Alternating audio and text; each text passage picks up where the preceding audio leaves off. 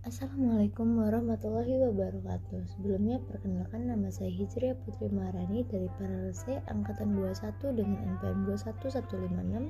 Pada kesempatan kali ini akan menjelaskan tentang modul 7 absorpsi isotermal demi pemenuhan nilai TA saya. Berikut adalah hasil tugas saya. Selanjutnya, kita akan membahas daripada pengertian absorpsi ini sendiri. Absorpsi merupakan suatu fenomena yang menarik molekul substansi pada permukaan benda cair atau solid ke konsentrasi yang lebih tinggi dari molekul di permukaan benda. Substansi yang menyerap dinamakan dengan absorpsi absorbat, sedangkan tempat yang terjadinya proses penyerapan disebut dengan absorben. Absorpsi dan absorpsi itu berbeda. Penyerapan pada proses absorpsi terjadi sampai ke dalam molekul, sedangkan untuk adsorpsi adalah di mana tempat terjadinya prosesnya di bagian hanya di permukaan benda. Absorpsi sendiri dibagi atas dua, yaitu absorpsi fisika dan juga absorpsi kimia. Pada absorpsi fisika, absorbat atau molekul terserap pada absorben memiliki ikatan van der Waals, yaitu gaya tarik-menarik yang relatif lemah antara absorbat dengan permukaan absorban. Selanjutnya, absorpsi fisika itu dapat bersifat reversibel, sehingga mudah untuk memisahkan antara molekul yang terserap dengan absorben. Pada absorpsi kimia sendiri, molekul-molekul absorbat terikat dengan sangat kuat dengan atom atau molekul permukaan absorben melalui ikatan kimia. Absorpsi jenis ini bersifat irreversibel atau tidak bisa dibolak-balik, sehingga sulit dipisahkan antar molekul terserap dengan absorben. Absorpsi antara N2 dan O2 menggunakan jenis absorpsi Langmuir. Selanjutnya kita akan membahas tentang absorpsi isotermal. Absorpsi isotermal merupakan sesuatu yang menunjukkan konsentrasi yang bergantung pada keseimbangan distribusi ion logam antara larutan dan fase padat pada suhu tetap. Nah, untuk mendapatkan data keseimbangan ini, diperlukannya konsentrasi awal dibuat bervariasi dengan massa absorben dalam setiap sampel dinyatakan tetap. Untuk menguji hubungan data antara absorben dan juga konsentrasi larutan pada keseimbangan, digunakan metode isotermal, yaitu ada dua, yaitu isotermal Langmuir dan juga isotermal French. Model absorpsi isotermal yang digunakan akan menentukan proses absorpsi dan absorban, serta mengetahui besarnya kapasitas maksimum dari absorban untuk terhadap absorban. Selanjutnya kita akan membahas salah satu absorben yang biasa digunakan dalam proses penjernihan air, yaitu karbon aktif. Karbon aktif sendiri merupakan suatu padatan karbon amorf yang sebagian besarnya mengandung karbon bebas serta memiliki permukaan dalam sehingga mempunyai daya serap yang baik. Pada dasarnya ada dua metode aktivasi yang mempersiapkan karbon aktif, yaitu fisika dan juga kimia. Selanjutnya kita akan membahas tentang jenis-jenis absorben. Jenis-jenis absorben sendiri yang pertama ada berupa absorben polar, yang dimana absorben ini mempunyai daya absorpsi yang besar terhadap asam karboksilat, alkohol, alumina, keton, dan juga aldehid. Salah satu contohnya adalah alumina. Yang selanjutnya adalah absorben nonpolar, yang dimana absorben nonpolar mempunyai daya absorpsi yang besar terhadap amin dan senyawa yang bersifat basah. Contohnya adalah silika. Jenis absorben yang terakhir ada absorben basa, yaitu absorben yang mempunyai daya absorpsi yang besar terhadap suatu senyawa yang bersifat asam. Contohnya adalah magnesia. Ini kita akan membahas tentang persamaan pada absorpsi isotermal. Yang pertama yaitu ada persamaan Freundlich, di mana pada Freundlich daya absorpsi naik dengan cepat dengan bertambahnya suatu tekanan. Menurut Freundlich, jumlah zat yang diserap per satuan luas atau sama dengan berat absorben dinyatakan sebagai berikut. Persamaan selanjutnya adalah persamaan isoterm Langmuir, yang dimana pada asumsi bahwa setiap tempat absorpsi adalah ekuivalen dan kemampuan partikel untuk terikat di tempat itu tidak bergantung pada apa yang ditempati atau tidaknya tempat yang berdekatan. Persamaan Langmuir dapat dinyatakan sebagai berikut. Selanjutnya kita akan membahas tentang syarat pemilihan absorben. Adapun absorben dari bahan alam yang ramah lingkungan atau mineral hasil limbah industri merupakan bahan yang memiliki potensial untuk digunakan.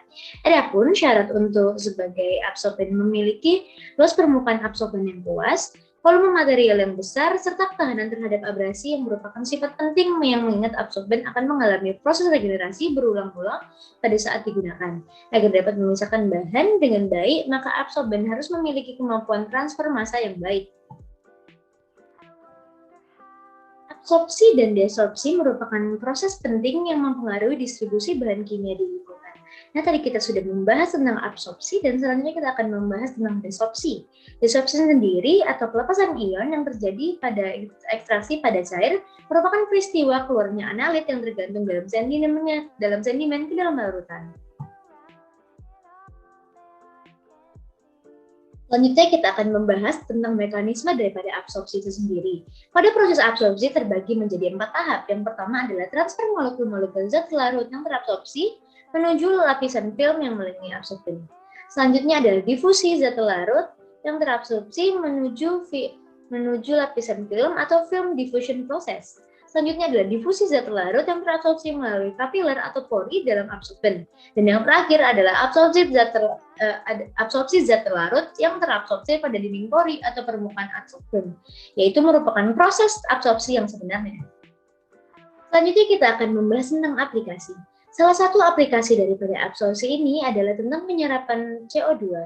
Emisi gas CO2 dari hasil pembakaran bahan bakar fosil pada kendaraan industri serta pembangkit listrik akan terakumulasi di atmosfer dan menyebabkan terjadinya pemanasan global. Sistem absorpsi adalah salah satu cara atau metode yang paling efektif untuk memisahkan CO2 dengan zat ionnya yang dihasilkan dari pembakaran bahan bakar fosil. Selanjutnya kita akan menjelaskan tentang faktor-faktor yang mempengaruhi absorpsi thermal. Yang pertama adalah luas permukaan, di mana semakin luas permukaan absorben, maka semakin banyak zat yang dapat diabsorpsi. Selanjutnya adalah jenis absorben, di mana jenis yang kita bahas di sini merupakan polaritas daripada absorban, yang meningkatkan kemampuan absorpsi molekul yang mempunyai porositas yang lebih tinggi, memiliki kemampuan untuk menarik terhadap molekul yang lebih banyak ketimbang yang dengan polaritas lebih kecil. Selanjutnya adalah struktur molekul, yang dimana hidroksil dan amino mengakibatkan berkurangnya kemampuan penyisihan, sedangkan nitrogen meningkatkan kemampuan penyisihan. Selanjutnya adalah konsentrasi absorbat, yang dimana semakin besar suatu konsentrasi dalam larutan, maka semakin banyak jumlah substansi yang terkumpul pada permukaan absorben. Selanjutnya adalah temperatur, yang dimana suatu pemanasan yang terlalu tinggi menyebabkan rusaknya absorben hingga kemampuannya akan menurun. Selanjutnya ada pH, di mana pH larutan mempengaruhi kelarutan ion logam aktif atau gugus fungsi pada absorben dan kompetisi ion logam dalam proses absorpsi. Dan yang terakhir adalah waktu kontak, yang dimana penentuan waktu kontak yang menghasilkan kapasitas daripada absorpsi maksimum terjadi pada waktu kesetimbangan.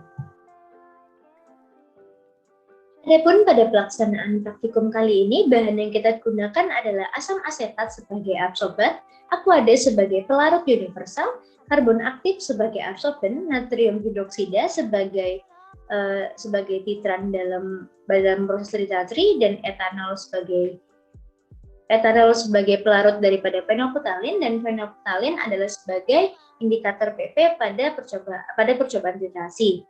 Dan alat-alatnya berupa corong kaca, arloji, statif dan film, elemenyer, gelas ukur, pipet, tetes, labu ukur, spatula, tali, buret, beker gelas, kertas saring, kertas coklat, serta neraca analitik.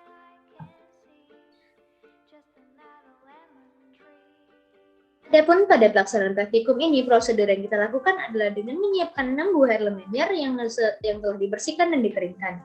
Selanjutnya adalah membuat larutan asam asetat dengan konsentrasi 0,5 sebanyak 100 ml. Lalu dilakukan titrasi pada asam asetat 0,5 dengan NaOH 0,1 N dan ditambahkan indikator PP di air lemenyer untuk standarisasi larutan asam asetat.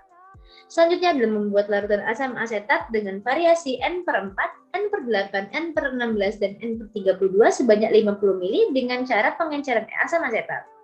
Selanjutnya adalah memasukkan masing-masing 2 gram klorida aktif ke dalam ke-6 elemenyer, dan jangan lupa untuk memberi tanda tentang konsentrasi tiap elemenyer.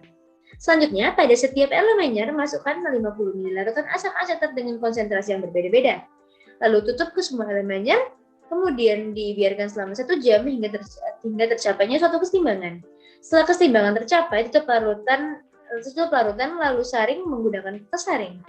Sebelum melakukan titrasi, tambahkan 2 tetes indikator PP, lalu titrasi dengan 10 ml asam asetat, N/2, N/4, N/8, N/16, dan N/32 dengan NaOH 0,1 N, sehingga dapat menghitung konsentrasi dan juga standarisasi daripada asam asetat. Mungkin sekian yang dapat saya sampaikan pada pertemuan kali ini. Kurang dan lebihnya saya mohon maaf. Wassalamualaikum warahmatullahi wabarakatuh.